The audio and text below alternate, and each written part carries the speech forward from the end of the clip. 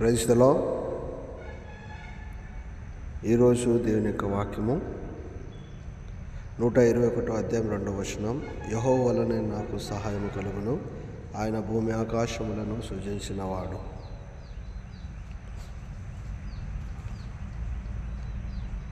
My help cometh from the Lord, which made heaven and earth.